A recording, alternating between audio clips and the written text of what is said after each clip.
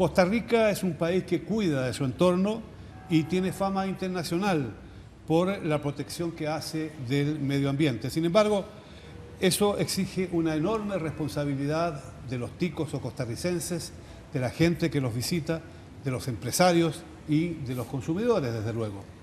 Bienvenidos a Claves, y esta es una coproducción de la televisión alemana Deutsche Welle y CINAR Canal 13 de San José, Costa Rica. Mi nombre es Gonzalo Ernesto Cáceres y les presento de inmediato a nuestros invitados. Con nosotros tenemos a la señora Patricia Madrigal, quien es viceministra de Ambiente de Costa Rica. Muchas gracias por estar con nosotros. Muchas gracias por la invitación.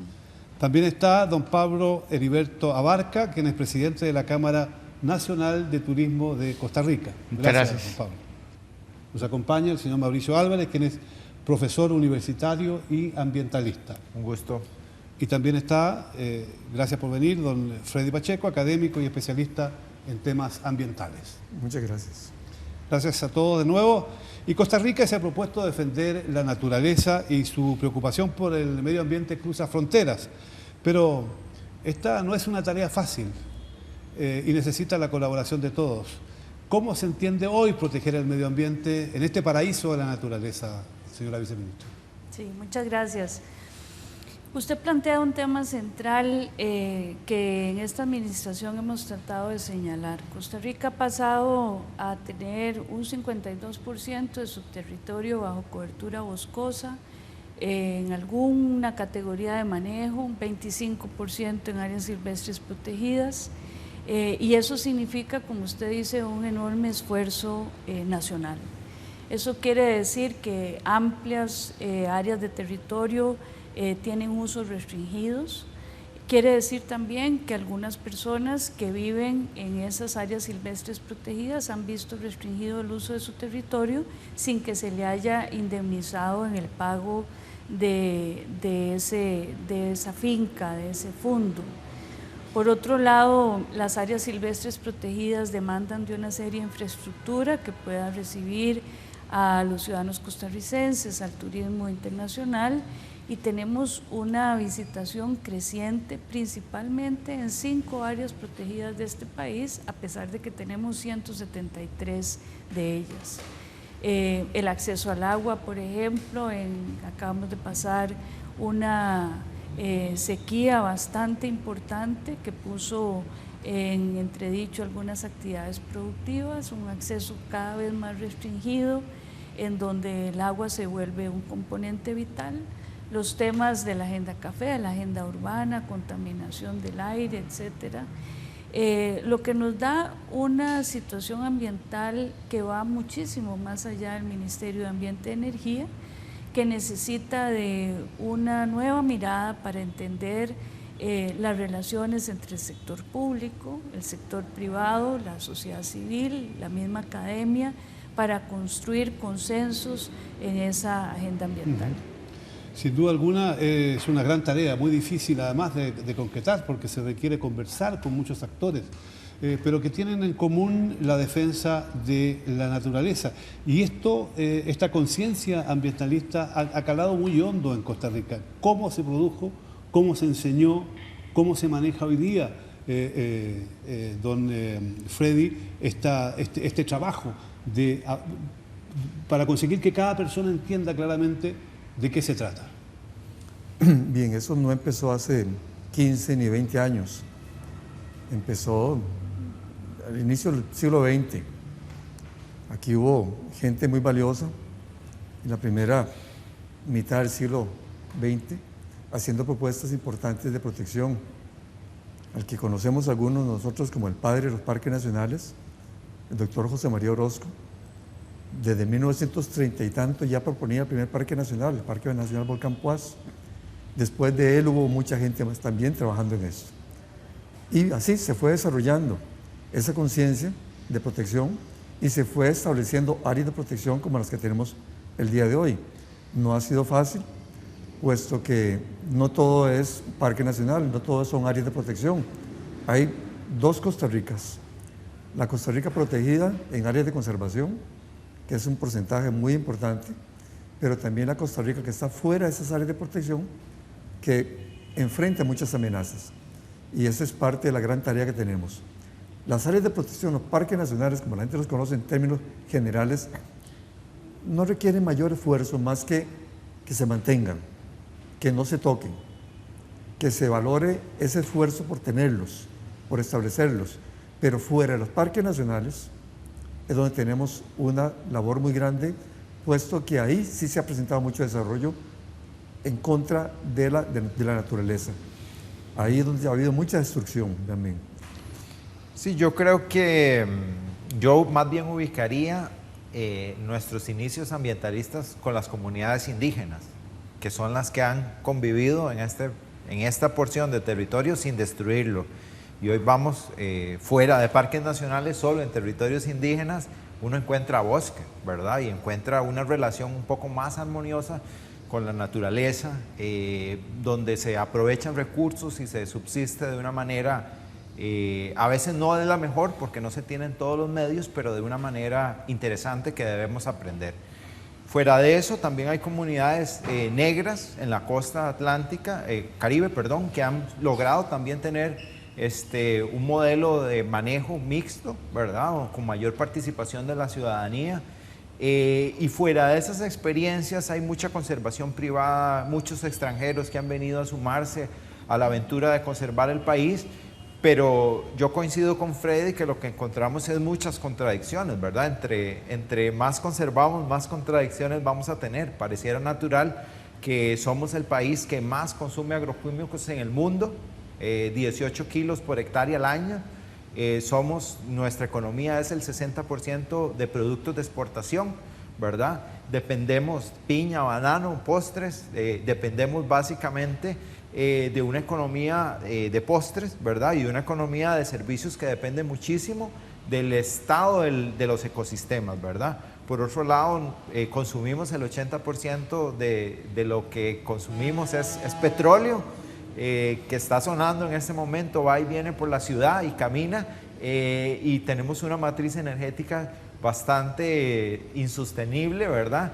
Y bueno, con esas contradicciones creo que hay que sacar mucho valor a lo que hace la gente cotidianamente en las comunidades, ¿verdad? Este país se ha declarado libre de minería por una decisión de las comunidades y las fuerzas políticas, se ha declarado libre de exploración petrolera en este gobierno, también reafirmado esa vocación, y se han hecho muchos hitos.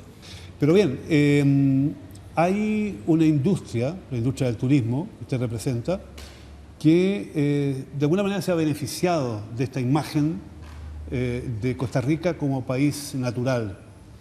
Y por otro lado, trae al país a personas que aman la naturaleza, que quieren disfrutar de ella. ¿Qué hace la industria turística para ayudar a la protección de la naturaleza? ¿Cuáles son los límites que tienen y cómo convencen a los turistas para que también se mantengan con un comportamiento que no dañe el medio ambiente? Hay esfuerzos que se han entablado entre lo público y lo privado que requieren de un refrescamiento urgente. Hace 20 años se inició con una herramienta que se llama el Certificado de Sostenibilidad Turística, que establece una serie de medidas de conservación y de sostenibilidad, pero que no han evolucionado en el tiempo, y 20 años han pasado y 20 años han cambiado muchísimo las condiciones en las que hemos estado trabajando en la industria, y obviamente pues hemos estado insistiendo y se está actuando dentro del ICT para que esa herramienta evolucione. Adicional a ello, en las diferentes parques nacionales que están, digamos, en los distintos destinos turísticos del país, las cámaras regionales colaboran en coordinación. Quisiéramos colaborar más, y es decir, y yo soy muy consciente en términos de que la visión de la conservación no debe ser contradictoria a que podamos usufructuar y tener estabilidad y sostenibilidad en esas áreas.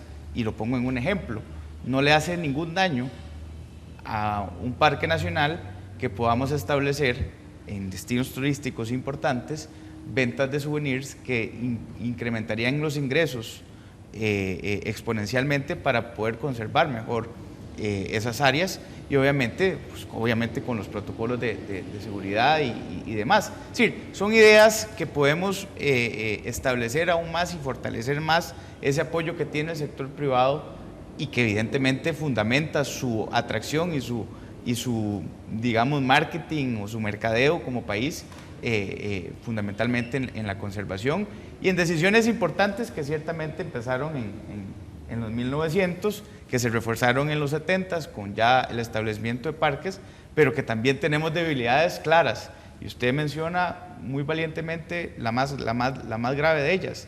Sacamos gente de fincas, de áreas, y no le hemos terminado de pagar. ¿Y cómo lo tenemos que resolver? Entre todos. Tenemos que sentarnos entre todos a hablarlo. No es desvistiendo un santo para vestir otro. Hay que de manera integral, y esto no es para tirar la bola para adelante, por lo contrario, es que todos tenemos que sentarnos en una estrategia que permita hacer realmente sostenible lo que estamos mercadeando, que es sostenibilidad, y realmente no es sostenible. Decimos que todos los costarricenses están convencidos de la necesidad de proteger y conservar la naturaleza. Sí, pero ¿qué pasa con aquellos que se apartan de esa línea? ¿Qué se puede hacer? ¿Cómo tratan de convencerlos para que actúen de una manera? ¿O cómo se castiga a quienes cometan delitos contra la naturaleza? El tema de la actitud y de la relación del ser humano con la naturaleza es un tema crucial, porque no hay ningún sistema de aplicación de la ley en el mundo que pueda poner un policía a la par de cada persona para que cumpla con la ley. Entonces, la primera parte, la conciencia, el por qué debemos cumplir con ciertas normas, esa es la más importante, porque esa nos autorregula cuando nadie nos está viendo.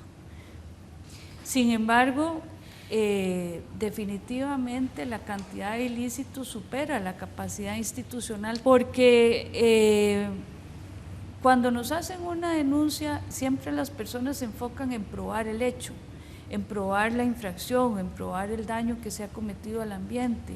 Pero como en Costa Rica tenemos esas actividades configuradas como delitos, falta el paso más importante, que es identificar quién lo hizo y sobre todo tener una base probatoria que nos permita desarrollar ese proceso judicial que, de acuerdo a las leyes del derecho penal, tienen una serie de reglas muy estrictas que cumplir. Don Freddy, ¿ha faltado algo entonces para, en el marco de la institucionalidad de la cual usted nos hablaba, que se creó desde hace muchos años, para crear más conciencia todavía de la que existe en relación con la naturaleza en Costa Rica?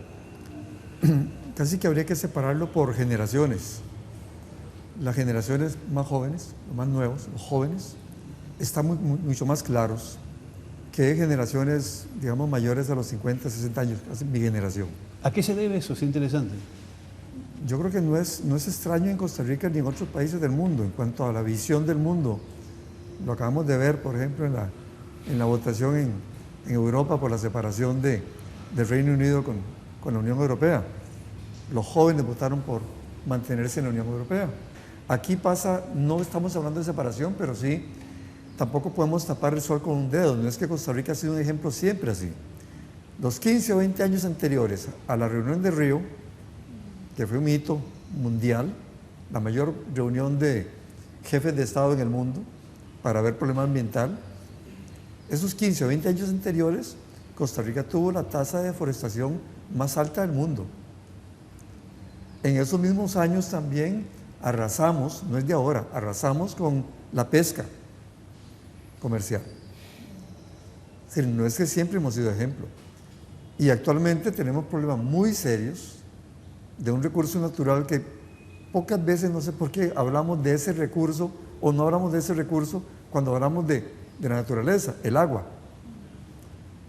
Costa Rica tiene un problema de desperdicio de agua desde cañerías oficiales del Estado, que, para no darlo con estadísticas muy complicadas, podría abastecer de agua a 2 millones de personas.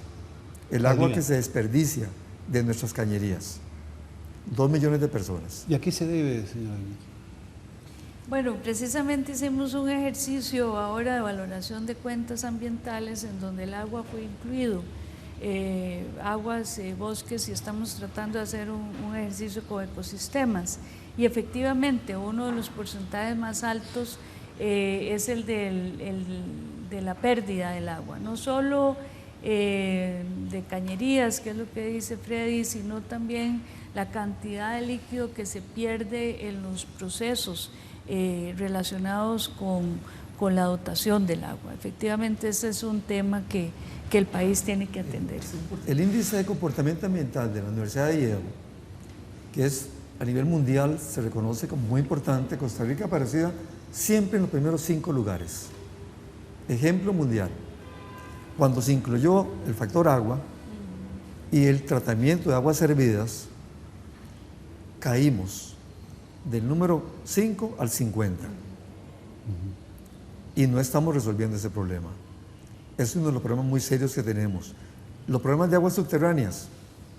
Tenemos niveles de contaminantes que ni siquiera hablamos en los últimos años. Nitritos, nitratos, compuestos orgánicos volátiles. Trabajos que se hicieron hace unos cuantos años que demostraban que ya alcanzaban niveles de contaminación que no estábamos atendiendo.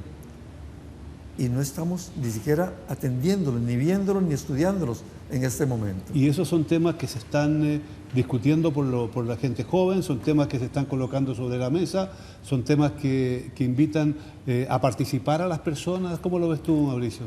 Sí, de hecho, la diferencia del modelo de conservación de Costa Rica, de esas dos Costa Ricas, ha sido la organización. Hace muchos años se hicieron diagnósticos y había alrededor de 30.000 organizaciones que se dedicaban a la protección, a la gestión, a las diversas formas de trabajo con la naturaleza y de protección y gestión en general.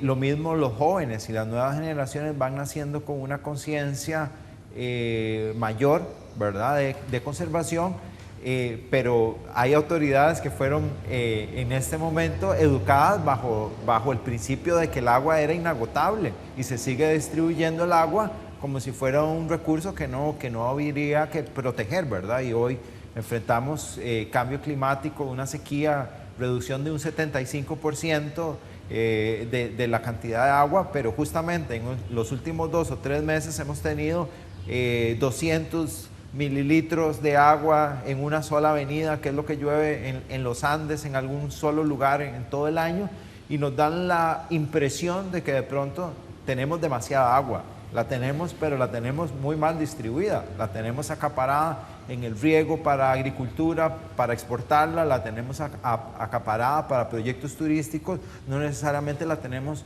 la fracción más pequeña se utiliza para el consumo humano, que es más o menos la que Freddy se refiere, ¿verdad? Y atender estos problemas naturalmente es una tarea urgente, por lo menos empezar a estudiarlo, analizarlo y buscar soluciones. Ahora bien, algunos problemas que tiene este país, y que no solo a raíz de los problemas que tiene Costa Rica, sino que también la región, indican que se está empezando a pagar también las consecuencias de ciertos descuidos. Tal es así, leía recién que Costa Rica y Panamá registran un descenso en las poblaciones de anfibios y reptiles y un menor crecimiento de especies forestales por las modificaciones de las variables temperaturas y la precipitación en los bosques. ¿Cuán sensible se ha vuelto la naturaleza en Costa Rica? Bueno, tal vez uniendo este tema con el otro, yo creo que es un tema de priorizaciones, y ciertamente hace un tiempo se pensaba que el agua era inagotable, y entonces usted ve que hay planificación de carreteras a 4 carriles a lugares donde no hay agua. Entonces, sí, y conste que no es que estoy en contra del desarrollo de las carreteras, pero claramente si no hay agua donde vamos a llegar a la calle, claramente hay una dislocación en la priorización. Y en ese sentido, pues yo coincido en que la crisis medioambiental y la fragilidad que tiene es también por una escasez de inversión en infraestructura. Es decir, no solo en las aguas servidas, que eso si lo destapamos es una locura, pero también es en el desarrollo de acueductos, en el desarrollo de una planificación como zona costera y superar el tema de la desalinización. Es decir, hay temas que tenemos 15 años de estar hablando y que no resolvemos porque no se puede pasar una manguera por zona marítimo terrestre. Es decir, ¿cuál es? O esa es la opción viable. Si no es viable, entonces dejemos de hablar del tema, pasamos la página y encontramos otra.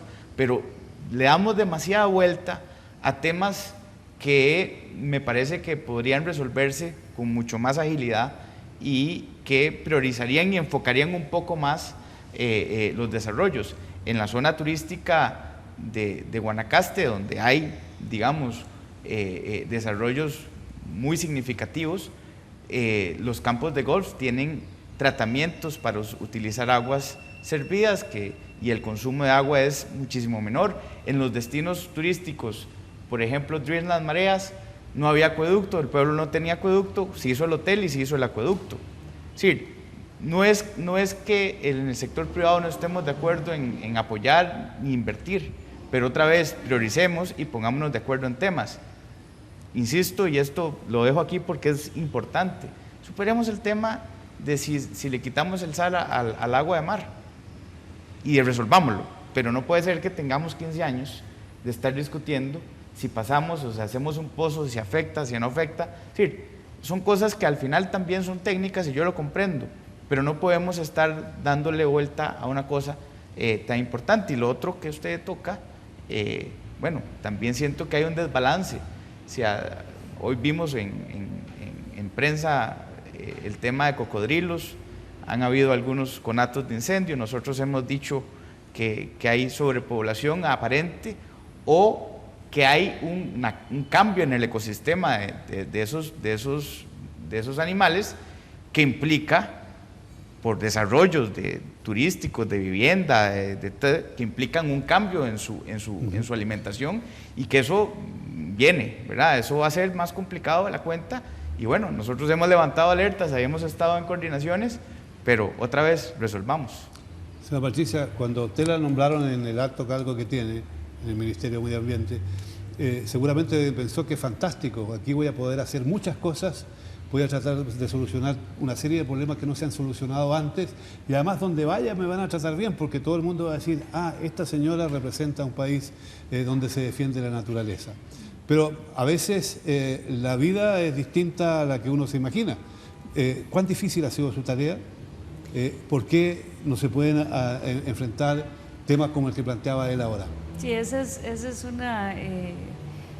un excelente comentario que induce a una gran reflexión que tenemos quienes asumimos, en realidad es mi primera vez en un puesto político, y quizás no llegué con tantas esperanzas porque por mi formación soy abogada y sabía cuán difícil es nuestro sistema jurídico institucional, pero la realidad sobrepasa toda la imaginación que uno tenga. Realmente Costa Rica es un sistema muy complejo de instituciones, de control y de normativa, bastante profusa, de muchos años que se traslapa una con otra.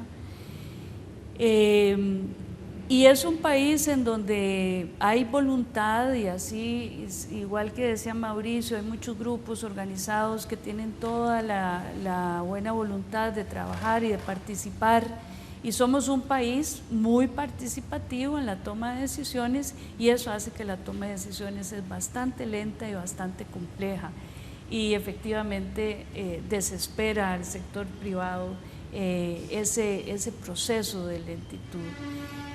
Sin embargo, ya lo decía la declaración de Río en su principio 10, que la mejor forma de tomar las decisiones en materia ambiental es con la participación de los sectores y nos falta todavía afinar esos procedimientos en donde en esas mesas de diálogo se pueden tomar decisiones y acuerdos que se respeten y se puedan ejecutar.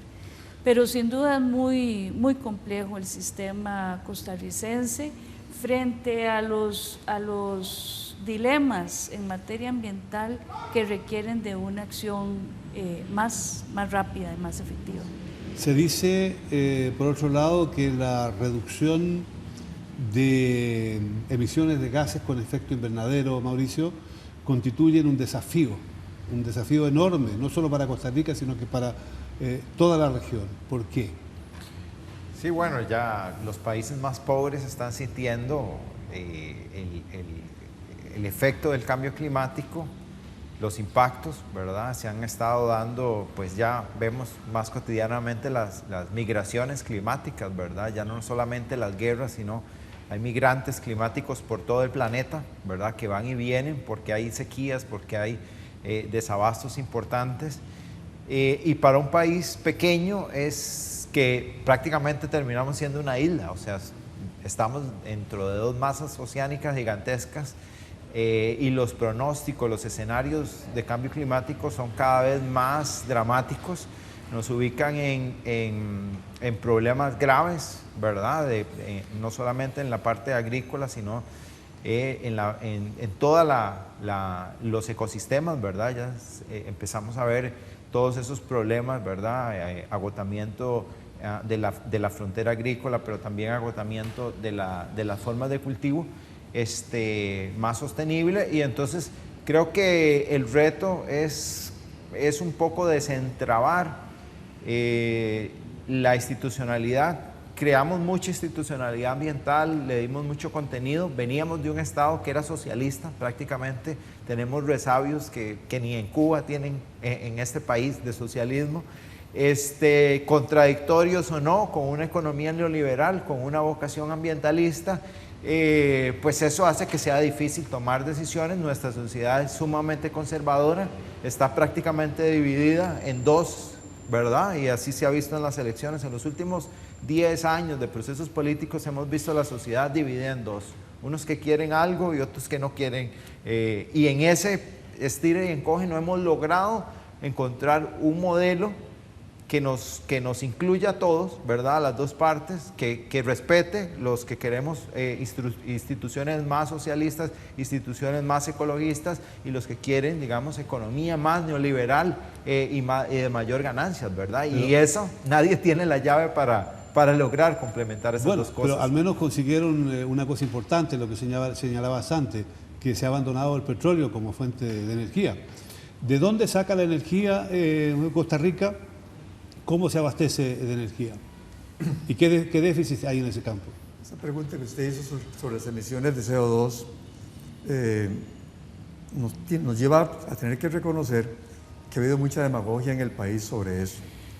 Hace pocos años, el gobierno anterior, y se sigue hablando, se anunció que Costa Rica iba a ser carbono neutral para el año 2021, a la vuelta de la esquina, sabiendo que era imposible. Es imposible porque precisamente eso me lleva a su segunda pregunta. Las mayores emisiones de CO2 en Costa Rica, que no es un país industrializado, son los medios de transporte, los vehículos de todo tipo. Yo diría que casi que, como está aumentando en estos días, deben dar por el 80% de las emisiones de CO2 provenientes de transporte. Y no estamos haciendo nada efectivo. Es decir, se hacen propuestas muy pequeñas que no van a modificar sustancialmente esas emisiones. Los sistemas de reforestación han sido exitosos, los pagos de servicios ambientales, pese a que son no son permanentes, puesto que se pueden revertir en cualquier momento. Esto nos lleva a tener que aceptar que Costa Rica va a seguir siendo un emisor de CO2 y que el petróleo, por el momento, por muchos años que tenemos enfrente, va a seguir siendo la principal fuente de energía para movilización de la flota vehicular. La diferencia está en la generación eléctrica, que es aquí donde sí nos destacamos en el Istmo Centroamericano. Hemos tenido años, como el año pasado, donde prácticamente casi el 100% de la energía eléctrica de Costa Rica era generación hidroeléctrica, que se sabe que tiene sus connotaciones también, sus conflictos también ambientales, sus impactos ambientales, pero que es mucho más limpia, por supuesto, que no estar quemando combustible como en otros lados. Eso es una ventaja, pero nuestra fuente de energía para movilizar estos vehículos que nos inundan la ciudad, que nos tienen con problemas muy serios de movilización, de infraestructura. Y de salud. Y de salud, es la gasolina que importamos. La gasolina que importamos. Mauricio nos hablaba recién también de otro aspecto en ese sentido y quizás, pero mejor le voy a preguntar a usted, quizás que tiene la parte oficial también detrás de su opinión. ¿Es efectivo que Centroamérica se ha vuelto una región muy vulnerable desde el punto de vista del cambio climático? Así es. Se dice incluso que es un punto caliente de vulnerabilidad al cambio climático entre las regiones tropicales del mundo. ¿Cómo defenderse? ¿Cuáles serán las consecuencias si no se toman pronto medidas? Sí, hay que considerar que Centroamérica es un istmo, tenemos 2 océanos, así que los fenómenos climatológicos que se dan en el Atlántico y en el Pacífico nos afectan. La parte de fenómenos cada vez se da con más frecuencia y más fuertes, y frente a eso las medidas de mitigación que podemos tomar son algunas, pero en realidad lo que debemos impulsar en Costa Rica y en la región son medidas de adaptación. Tenemos cambios en ambas costas bastante significativos, procesos de erosión de costas que hace años no veíamos, y los cambios se dan con una frecuencia cada vez mayor.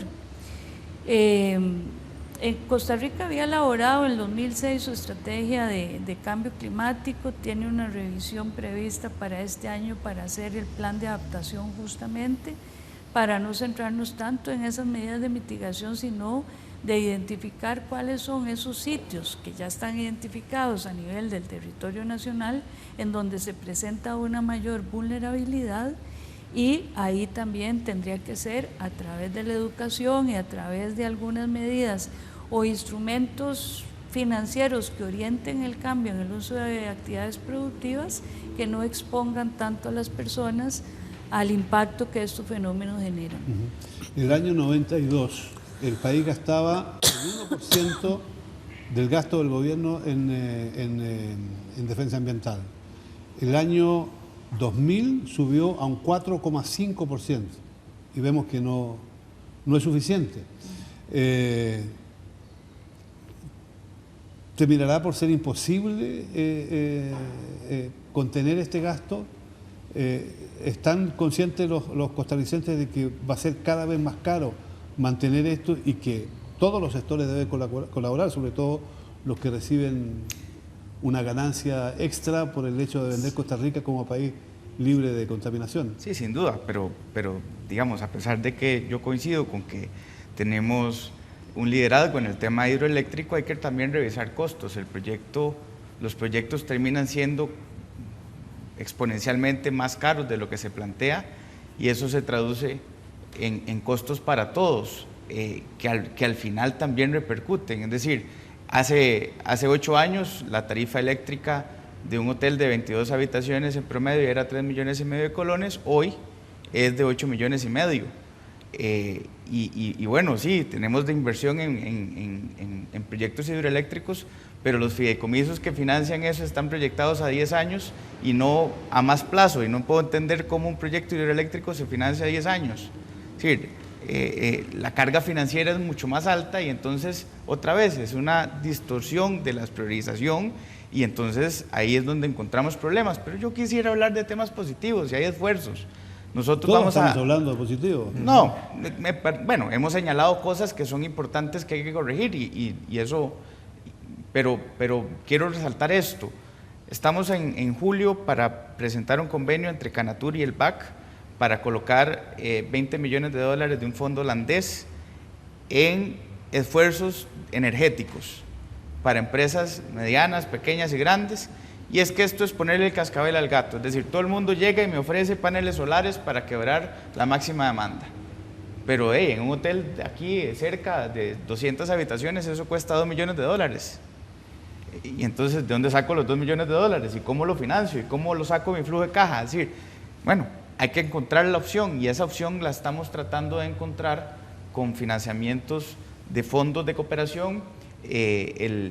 A finales de julio estamos presentando un convenio entre el BAC y Canatur para colocar esa cantidad de dinero en proyectos que efectivamente le hagan un impacto positivo al medio ambiente.